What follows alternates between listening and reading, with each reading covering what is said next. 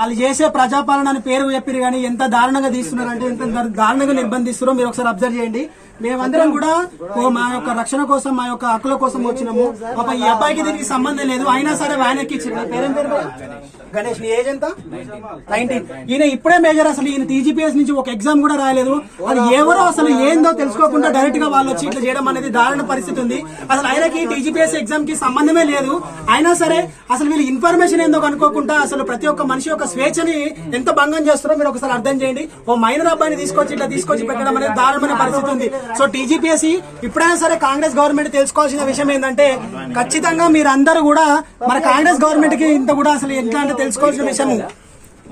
We want justice! We want justice! We want justice!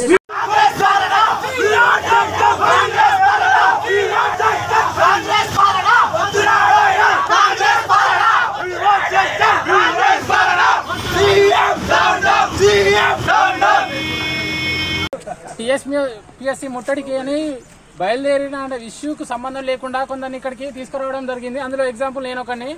మిగతా age తో సంబంధం లేకుండా కూడా వేరే విద్యార్థులను కూడా అంటే 17-18 సంవత్సరాల యువకుల్ని కూడా తీసుకుని రావడం జరిగింది. అక్కడ నుంచి ఏ పనికైనా అంటే బీజేపీ ఆఫీస్ కానీ వేరే చుట్టుపక్కల ఒక 1 కిలోమీటర్ రేడియస్ లో ఎవరు వచ్చినా కూడా అక్కడ నుంచి యువకులు సో అంటే 18 to 30 years మధ్యలో ఎవరున్నా కూడా తీసుకొచ్చి వ్యాన్ ఎక్కింది. అసలు మేము ఎందుకు వచ్చినాం, టీఎస్పీఎస్సీకి మాకు సంబంధం ఉందా లేదా, మేము పోటీ పరీక్షలకు ప్రిపేర్ అవుతున్నామా లేదా అనే ఇష్యూతో సంబంధం లేకుండా తీసుకొచ్చి మమ్మల్ని వ్యాన్ ఎక్కించి ఇక్కడికి గోషామహల్ స్టేడియంలోకి తీసుకురావడం జరిగింది.